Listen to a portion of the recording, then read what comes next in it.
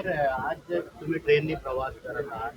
कशामुळे ट्रेनमध्ये प्रवास का करण्याची ट्रेननी प्रवास का करू नये? मुंबईत रोज 80 लाख लोक ट्रेननी प्रवास करतात आणि 80 लाख लोक ट्रेननी प्रवास करताना त्यांच्या समस्या काय आहेत हा अनुभव आम्ही पूर्वी घेतलाय आणि हे प्रश्न पार्लमेंटला आम्ही मांडत आहे. आज मला पालघरला जायचं आहे आणि माझ्याबरोबर माझे शिवसेनेचे सगळे सहकारी आहेत. विलास कोथनीस आहेत, माजी आमदार, आमचे संपर्क प्रमुख. तर हा प्रवास अधिक वेगवान आणि सरळ आहे. रस्त्यांचं अवस्था आणि वाहतुकीची कोंडी मुंबई अहमदाबाद रोडला, त्याच्यामुळे आमच्या सहकाऱ्यांचं म्हणणं आहे, सगळ्यांचं, विलास कोथनीस म्हटलं आपण ट्रेनने जाऊया. आम्ही ट्रेनने निघालो, पोचू आता लवकरच. काय वाटतं? रस्त्याच्या दुरवस्था आणि वाहतूक कोंडीच्या आपण सातत्याने बातम्या ऐकतात, त्याच्या कुठेतरी फटका आपल्याला, कारण असं आहे की देशाचे रस्ते खात्याचे मंत्री नितीन गडकरी, महाराष्ट्राचे मुख्यमंत्री देवेंद्र फडणवीस, राज्याचे सार्वजनिक बांधकाम खात्याचे मंत्री, यांच्याकडे रस्त्याचं खातं आहे, त्यांनी एकत्रित एकदा मुंबई अहमदाबाद रोडला प्रवास केला पाहिजे. आणि लोकांचे जे हाल आहेत, 5-5, 6-6 तास त्यांचा खोळंबा होतोय, ते लोक तुम्हाला नक्की काय बोलतायत तुमच्याविषयी हे तुम्हाला समजेल. दोन ठाकरे आज दिवाळी निमित्त पुन्हा एकत्र येत आहेत, मात्र तुम्ही पालघर दौरा करत आहात, कशा पाहता? माझ्या हिशोबानं सर्व ठाकरे एकच आहेत. 2, 3, 4 असं मी मानत नाही.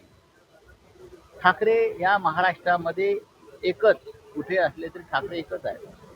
आज उद्धव आणि राज ठाकरे शिवतीर्थावर त्यांचा जो दीपोत्सव आहे महाराष्ट्र नवनिर्माण सेनेचा, त्याचं उद्घाटन करण्यासाठी महाराष्ट्र नवनिर्माण सेनेचे प्रमुख राज ठाकरे यांनी शिवसेना पक्षप्रमुखांना, म्हणजे आपल्या बंधूंना, उद्धव ठाकरेंना आमंत्रित केलं आहे. आणि महाराष्ट्रासाठी तो एक अत्यंत तेजोमय असा कार्यक्रम आहे. अख्ख्या महाराष्ट्राचं लक्ष संध्याकाळच्या कार्यक्रमाकडे लागलेलं आहे. आज जे दिवे पेटणार आहेत दोन बंधूंकडून, त्याच्यामुळे महाराष्ट्र अधिक तेजोमय आणि प्रकाशमय होईल. तर ठाणे हे सगळे शिवसेनेच्याच विचाराला मानणारा हा वर्ग आहे. हे जिल्हे आहेत.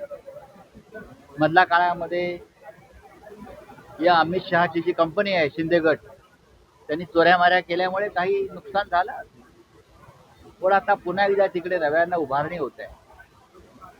विलास कोथनीस यांची तिकडे माननीय उद्धव साहेबांनी संपर्क प्रमुख म्हणून नेमणूक केलेली आहे.